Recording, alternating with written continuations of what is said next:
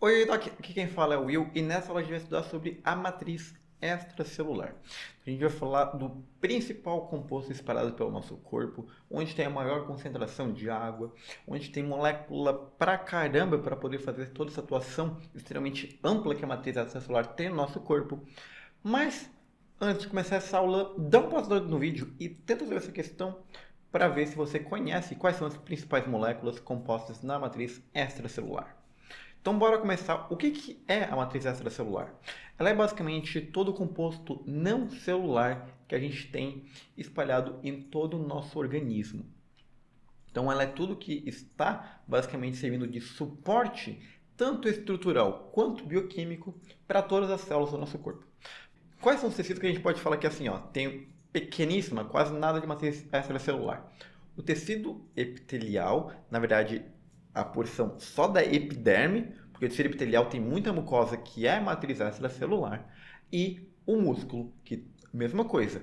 As fibras musculares não têm matriz extracelular, mas ao seu redor tem muita matriz extracelular. Então percebam como a matriz é extremamente importante. Ela vai servir de suporte estrutural, bioquímico, de nutrientes para todos os tecidos do nosso corpo e a sua principal função é de ser um tecido conectivo, um tecido de base para os outros tecidos. Quais são os principais compostos que tem na matriz extracelular?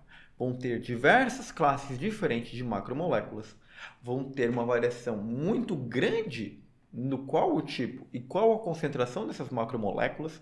Então, se eu precisar de um tecido extracelular que seja muito líquido, eu vou ter mais um tipo de molécula. Se eu precisar de um tecido extracelular extremamente denso, eu vou ter outro tipo.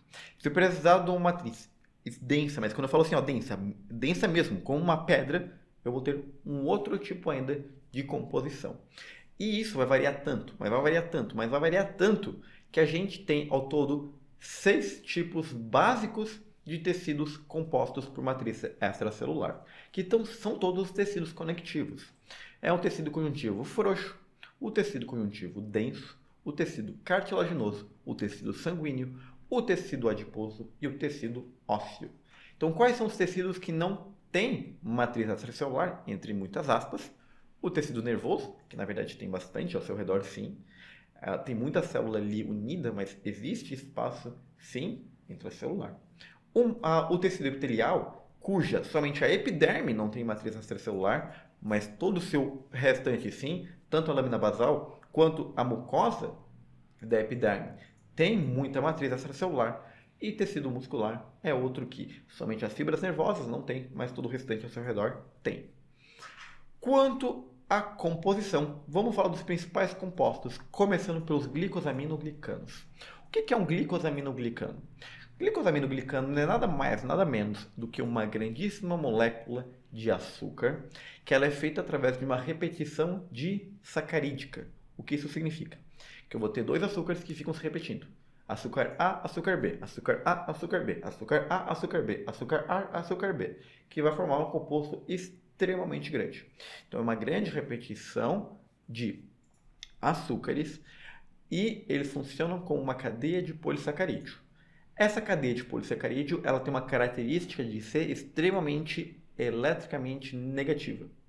Por quê? Porque tanto eu vou ter muita carboxila com a exposição desse oxigênio com elétrons livres, mas também eu vou ter muito sulfeto. Muito sulfeto. Tudo vai depender de qual é a composição desse glicosaminoglicano, mas a maior parte deles vai ter muito dessas regiões aqui, ó, de sulfeto, na verdade de sulfato, perdão. Essas regiões de sulfato, elas tendem a ter muita também elétron livre, que deixa negativamente carregado. Quanto mais sulfatado um glicosaminoglicano for, maior vai ser a sua nuvem eletrônica negativa e assim maior sua capacidade de absorção de água. Por quê? Porque sendo eletricamente carregado, ele tem todas aquelas questões da dipolaridade da bioquímica, em que quanto mais eletricamente carregado for, mais ele vai atrair moléculas de água e assim mais, entre muitas aspas, hidratado ele vai ficar. Então, glicosaminoglicanos são moléculas chamadas de muito hidrofílicas. Isso acontece justamente por conta dessa formação de nuvem de cátio. Por quê? Como eu tenho uma nuvem eletricamente carregada, muito negativamente carregada de sulfato. Eu vou precisar contrabalancear com íons positivos, que é principalmente o sódio, e o sódio, por conta própria, ele faz o processo de osmose, de atrair muita água para o seu meio. Eles são uma estrutura extremamente, mas quando eu falo extremamente, é extremamente mesmo rígida. Então, ele é muito retilíneo, ele forma essa estrutura bem rígida, retilínea mesmo. E ele não pode ser compactado ou dobrado. Por quê? Porque percebam que ele é uma estrutura que vai formando essas estruturas lineares. Ele não consegue ser dobrado. Se ele for dobrado, ele vai quebrar. Então, os glicosaminoglicanos, eles são estruturas muito fortes, muito resistentes à dobrada, a ser amassada. Aqui eu tenho um exemplo de moléculas, por exemplo, uma proteína globular, que ela pode ser totalmente dobrada e formando uma bolinha, ela pode ser extremamente pequena. O glicogênio já é uma estrutura que tem muitas ramificações de açúcares, que literalmente funciona como um reservatório de açúcar. A espectrina é um tipo de estrutura da composição da matriz extracelular, assim como o colágeno. Percebam como eles formam estruturas extremamente mais longas. O colágeno, ele é na realidade uma proteína fibrosa, que a gente vai falar mais posteriormente, mas os glicosaminoglicanos têm essa mesma capacidade de também serem tão grandes quanto o colágeno. E por fim, a gente tem a espectrina e o colágeno, que não são glicosaminoglicanos. Eles são compostos que estão na matriz extracelular e são um tipo chamado de específico de proteína fibrosa, que a gente vai falar posteriormente. Mas olha só o tamanho de um glicosaminoglicano.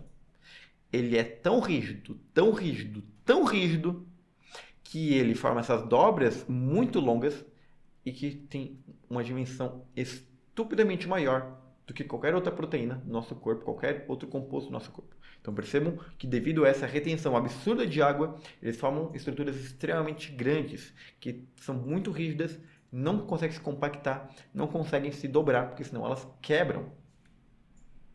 E isso serve muito para força de compressão. Então, quanto mais glicosaminoglicano eu tiver, maior vai ser a capacidade do líquido ali de sofrer compressão, porque ele não tem como ser dobrado. Então, ele é muito localizado principalmente em articulações no líquido sovial, sobretudo em articulações que aguentam muita pressão, como a articulação do joelho. Então, agora bora ver alguns tipos específicos de glicosaminoglicanos, começando pelo mais conhecido pela população, que é o ácido hialurônico, também chamado de hialuronana. O ácido hialurônico, ele não é um GAG sulfatado, então ele não tem essa capacidade de tanta retenção de água quando comparado com outros GAGs, mas ele também tem uma função extremamente importante de absorção de impacto. Isso porque os ácidos hialurônicos são extremamente grandes. Todo aquele grande que eu mostrei em cubo para vocês era um ácido hialurônico.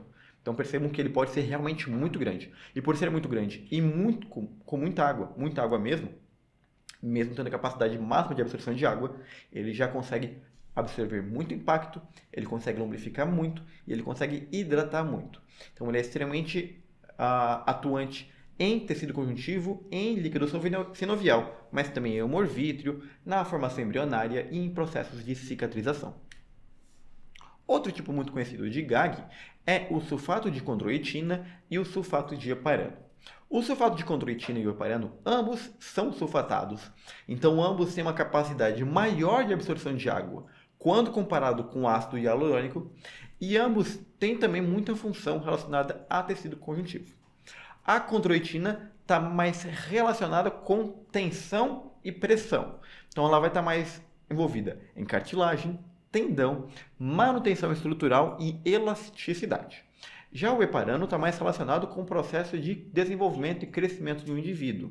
Então, está mais relacionado com a estabilização da matriz extracelular para servir como fator de crescimento, para sinalização celular, para adesão e para desenvolvimento tecidual. Os glicosaminoglicanos, eles não ficam aos soltos espalhados na matriz extracelular. Na realidade, eles ficam em número de milhares. Então, reparem que eu falei que cada ácido hialurônico era gigante. Um ácido hialurônico. Mas cada ácido hialurônico ele fica em número de milhares conectados a uma proteína central chamado de proteoglicano. Então, o proteoglicano ele é um núcleo proteico extremamente comprido. Pense em uma avenida extremamente comprida. E as ramificações são as suas periféricas a essa avenida. E essa avenida pode ter milhares de ruas adjacentes a ela. Eles se ligam por ligação covalente, então é uma ligação bem rígida, e nessa ligação covalente permite com que haja uma grande integridade estrutural para toda a matriz extracelular. Por isso que a matriz extracelular ela é tão bem estabilizada, principalmente por conta dos proteoglicanos. Eles têm essa integridade estrutural extremamente importante da matriz. Eles também fazem um processo muito importante de regulação do balanço hídrico e, obrigatoriamente, como eles fazem toda essa estrutura, servem como um grande esqueleto da matriz extracelular, eles estão muito envolvidos no processo de sinalização celular, porque é nessas ruas que vai passar os carros para levar o sinal. Então perceba aqui, uma grande proteína central com dezenas, centenas de glicosaminoglicanos na sua periferia. Aqui tem mais um exemplo de agrecana. A agrecana ela é um composto em que tem muito hialuronana, a condroitina e também a queratana. Então tem diversos compostos ligados em uma única estrutura. Por isso que, de modo geral, os glicosaminoglicanos eles estão bem espalhados. Eu tenho ácido hialurônico na cartilagem, no líquido sinovial, no humor vítreo. Eu tenho a condroitina no líquido sinovial, na cartilagem, no humor vítreo. Eu tenho a queratana muito também nessas regiões. Percebam que elas estão muito espalhadas, mas cada um tem uma função meio que específica. Quando eu penso em hidratação, eu penso em hialuronana. Quando eu penso em resistência, eu penso em condroitina. Quando eu penso em sinalização, eu penso em heparana. Então, mais ou menos seria essa divisão do que cada um faz. E por fim, além do proteoglicano, eu tenho as proteínas fibrosas. As proteínas fibrosas é o que o pessoal mais conhece quando a gente está falando de matriz extracelular. Qual que é a principal proteína fibrosa conhecida? O colágeno. Então, o colágeno ele é uma grandíssima estrutura. Ele não é tão grande quanto o GAG, mas ele também é muito grande. E ele é uma simples e pura repetição de aminoácidos. Quais aminoácidos? 3. Então, eu repito no esquema ABC. ABC, ABC, ABC, ABC, ABC, ABC. Um ligado no outro. Quem que é obrigatório nessa ligação? A glicina. Então, todo colágeno tem que, obrigatoriamente, a cada 3 aminoácidos, ser glicina. Os outros 2 podem variar.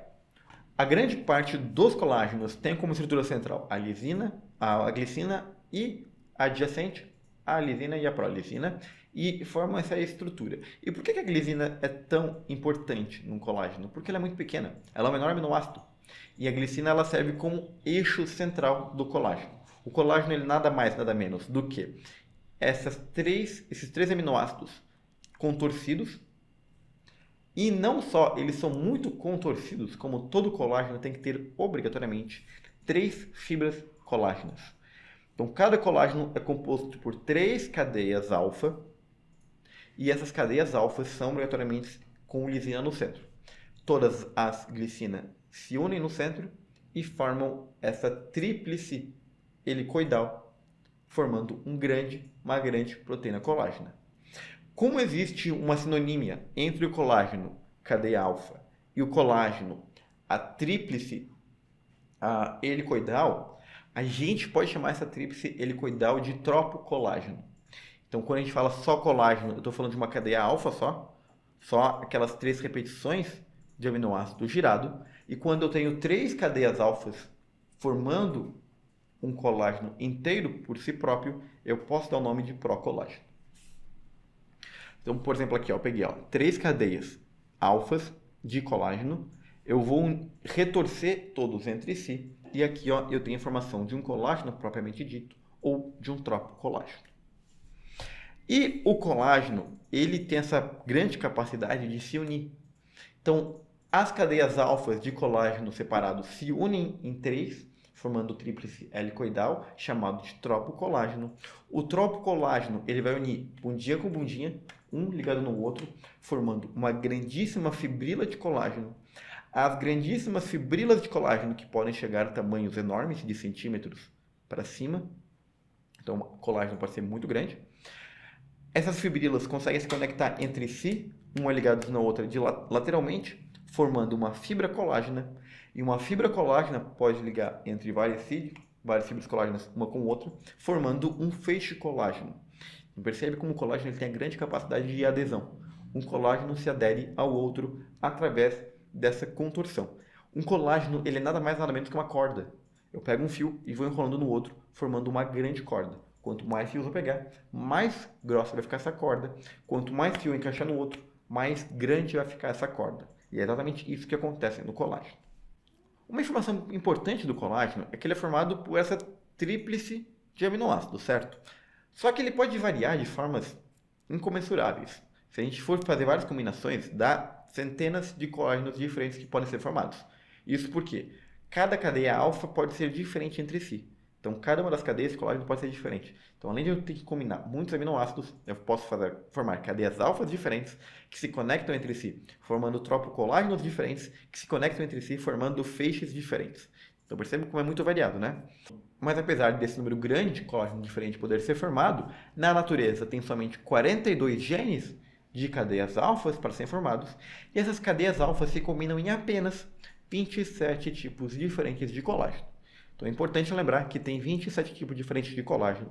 E tem os seus principais, não precisa saber todos. Eu vou citar só os que são mais comentados em provas de residência, mas saibam que tem bem mais do que eu vou falar aqui. Vamos lá, começar um por um, falar dos principais. Aqui eu tenho fibras colágenas perpendiculares e paralelas a essa imagem. Então aqui eu tenho paralelas e essas bolinhas aqui são perpendiculares, como se estivessem entrando e saindo do plano. Elas estão indo nesse sentido aqui. E no meio eu tenho células com um grande núcleo. Por quê? Porque essa célula precisa produzir muita proteína. Então, além do grande núcleo, eu tenho aqui ao redor muito retículo plasmático. Essa célula é basicamente só núcleo, retículo plasmático e um pouquinho ali de mitocôndria para produzir toda a energia necessária para a produção do colágeno. Mas vamos ver os principais tipos de colágenos então. Vamos começar com os colágenos formadores de fibrilas, que são os mais conhecidos pela população. O colágeno formador de fibrila, ele tem 3 tamanhos diferentes. Ele pode ter um tamanho grande, ele pode ter um tamanho médio e ele pode ter um tamanho pequeno. Para fazer uma analogia que fique mais compreensível, eu comparei com o tamanho do colágeno. Colágeno do tipo grande, ele é semelhante a um feixe inteiro de colágeno. Isso eu vou chamar de colágeno tipo 1. Colágenos do tipo 1, eles são colágenos extremamente resistentes, porque eles são extremamente grossos e eles servem para formar as partes mais duras do nosso corpo, que são a pele, que é extremamente elástica, ela é extremamente resistente, eu consigo pegar e puxar com muita força, o osso, tendão e ligamento e também a estrutura interna dos órgãos. Já o colágeno do tipo 2, ele é um colágeno do tamanho de uma fibrila de colágeno. Ele é basicamente um colágeno extremamente fino, pode ser muito longo, mas é um colágeno extremamente fino. Esse colágeno do tipo 2, ele é composto principalmente em estruturas que precisam de delicadeza, muita delicadeza, que são a cartilagem. A cartilagem tem que ser muito delicada para que as células da cartilagem não morram. Essas células são muito frágeis. A composição do líquido sinovial ela é muito específica. Por conta disso, a cartilagem ela tem que ser muito fina. Disco intervertebral, que é extremamente importante ali para a estrutura do corpo vertebral. E o humor vítreo presente dentro do olho. Então, o colágeno do tipo 2, que é muito fino, ele é para estruturas delicadas. E o colágeno do tipo 3 é similar a uma fibra de colágeno. Então, a esse conjunto aqui, que ele é mais ou menos, não é nem muito grande e nem muito pequeno. É um colágeno médio. E o colágeno médio ele vai servir para formar estruturas intermediárias, que são peles não tão fortes, peles mais sensíveis, vasos sanguíneos e também estruturas de órgãos internos. Então percebam que o tipo 1 e o tipo 3 é muito parecido, o que vai diferenciar o seu tamanho. Quando eu estou falando de estrutura muito grande, como um tendão e um ligamento, eu tenho muito mais tipo 1. Quando eu estou falando em estruturas mais muito bem fortes, mas um pouquinho mais finas, como pele e vaso sanguíneo, eu estou falando mais em colágeno do tipo 3. Mas não são os únicos colágenos, e inclusive, numericamente falando, o nosso corpo, o que ele principalmente tem de colágeno está no tipo de fibra. Então, eu tenho esses 3 tipos de fibras colágenas. Então, o principal, numericamente falando, mais de 90% do colágeno está em formato de fibra. mas somente esses 3 colágenos são fibrosos. Os outros não são fibrosos. Os outros são do tipo não fibrilares e eles têm tipos específicos dependendo da sua função. Então, em tipo de colágeno, eu tenho muito mais colágeno não fibrilar. Numericamente, o que o meu corpo tem é principalmente colágeno fibrilar. O colágeno do tipo 4 é o colágeno do tipo formador de rede. Ele forma a lâmina basal, aquela lâmina que fica bem abaixo da epiderme. Então, ele vai constituir, juntamente com diversas outras proteínas, como a laminina, a integrina, diversas outras proteínas que estão ali compondo a parte abaixo da epiderme, ou seja, a lâmina basal, são formadas por colágeno tipo. Então, o colágeno tipo 4 é essa rede aqui, ó, bem quadrada, formando literalmente um entrelaçado de fibras. O colágeno do tipo 7 é um colágeno chamado de fibrila ancoradora. Ele faz literalmente pontos de ancoragem. São pontos de garra em que aguenta bem tensão no tecido. Quem precisa de fibrila ancoradora? A pele. Então a epiderme, a pele, nossa pele, tem muito colágeno tipo 7, justamente para dar muita tensão. Então ele serve muito para aguentar tensão. A gente tem o colágeno associado à fibrila, como por exemplo o colágeno do tipo 9 e do tipo 12. Eles servem para conectar as fibras de colágeno entre si e para conectar a fibra de colágeno com a epiderme, com a lâmina basal. Eu tenho a fibra colágena do tipo transmembrana, ela vai constituir os hemidesmossomos, que vai unir as células da epiderme à lâmina basal. E esse colágeno transmembrana é do tipo 17. E eu tenho também colágenos que formam o núcleo proteico lá dos proteoglicanos, que é um tipo, principalmente o do tipo 18. Então percebam que eu tenho muito tipo de colágeno que vai variar bastante para as funções. Quais são os principais que a gente tem que saber? Colágeno tipo 1, 2, 3, 4 e 7. São os mais cobrados, são geralmente os 3 que o pessoal mais comenta sobre. Distúrbios entre desses tipos de colágeno levam a doenças específicas. Distúrbio no colágeno do tipo 1 leva a doença específica de perda de integridade, perda de força no tendão, ligamento e tudo mais. Perda de colágeno do tipo 4 vai afetar principalmente a epiderme, vai formar bolha embaixo das peles porque o hemidesmossomo não vai ficar bem aderido à lâmina basal, já que quem faz a lâmina basal é o tipo 4. Então percebam que a doença do colágeno vai depender de qual tipo de colágeno vai ser afetado. E qual tipo de colágeno vai ser afetado vai determinar qual é a sua composição afetada. Se for fibrila, ele vai ter dano fibrilar. Se for colágeno do tipo rede, vai ter dano em rede. Se for colágeno do tipo transmembrana, vai ter dano na membrana plasmática. E por assim vai. E por fim, para terminar essa aula, outras proteínas fibrosas são também proteínas do tipo elastina. Como o próprio nome diz, elas são proteínas bem retorcidas, que têm uma capacidade de tensão quando esticadas. Essa capacidade elástica delas fazem com que, quando soltas, elas voltem a ficar enroladas. Então, elas literalmente têm uma capacidade elástica, exatamente como um elástico puxado. Elas servem principalmente para dar resistência na pele. Então, quando a gente puxa e devolve, ela volta para sua composição original. E algumas outras, como a fibronectina, que tem esse formato de V e elas servem principalmente para formar a adesão na lâmina basal. Então, a fibronectina está muito ligada ao colágeno tipo 4 e a diversos outros compostos, a laminina, a integrina, e elas dão essa adesão à membrana basal, à lâmina basal, perdão, e essa adesão permite com que as células migrem de forma mais facilitada. É ela que permite a migração celular. E vai destacar também que a fibronectina tem outras formas solúveis, que não está presa ali na matriz extracelular, mas sim ela está solta, em que ela cumpre papel de coagulação, de cicatrização e até mesmo participar de fagocitose. Agora que a gente terminou a aula, bora rever a questão que a gente viu lá no início da aula. Qual que é a alternativa incorreta das proteínas da matriz extracelular? A elastina é a proteína que fornece elasticidade aos tecidos. Perfeito. Ela é rica em prolina e glicina, sendo responsável por formar fibras elásticas. Perfeito. Isso aqui é bem fácil. A própria definição e explicação da questão já fala o nome da molécula. A fibronectina tem a função de promover a adesão celular, as interações células-células e a migração celular. Perfeito. fibronectina tem essa grande função ligada à lamina basal, então ela forma muito a adesão e migração celular. A laminina é um dos principais componentes da lamina basal e por isso não apresenta relação com a adesão das células, algo totalmente incoerente. A lâmina basal é justamente o que faz uma grande aderência entre as células e entre as células em matriz extracelular. Então a definição de lâmina basal e essa explicação não faz sentido nenhum. Então a letra C é obviamente falsa. E a letra D, as integrinas são proteínas transmembranas que promovem a interação da membrana celular com a matriz extracelular. Perfeito. A gente viu isso lá na aula de especializações da membrana plasmática.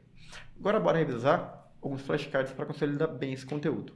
Quais são as principais funções da hialuronana? O ácido hialurônico, ligante responsável em absorver água. Absorvendo água, ele sofre bastante impacto e permite assim com que as estruturas sejam bem hidratadas, lubrificadas e tenham essa capacidade de absorver impacto, como por exemplo em uma grande articulação. Como que é a estrutura molecular do colágeno? O colágeno ele é composto por aminoácidos triplicados que formam uma cadeia alfa. 3 cadeias alfas retorcem entre si, formando um tropocolágeno. O tropocolágeno tem a capacidade de ligar um no outro, formando uma fibrila. A fibrila se liga aos montes, formando uma fibra, e a fibra se liga aos montes, formando um feixe.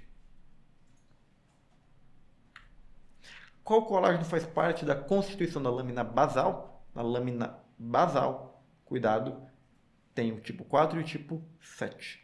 O tipo 4 é da lâmina basal. O do tipo 7 é o ancorador da lâmina basal. Então tem uma pequena diferença. O que constitui a lâmina basal é o colágeno do tipo 4. Em resumo, a matriz extracelular é toda a porção não celular de um tecido conectivo que serve para muita coisa: sustentação, proteção, nutrição, comunicação, diferenciação dos tecidos. E os principais componentes são os glicosaminoglicanos, que sua capacidade e sua função está muito relacionada com a grande absorção de água, as proteoglicanas, que estão muito relacionadas com a organização dos glicosaminoglicanos e assim na estruturação de toda a matriz extracelular, e as proteínas fibrosas, que permitem que a estrutura da matriz extracelular tenha suas características físicas bonitinhas, a capacidade de resistência, de pressão, de absorção de impacto, de elasticidade. Por isso, ela depende muito das suas principais fibras, que são o colágeno, a elastina e a fibronectina. E essas são as referências dadas na aula.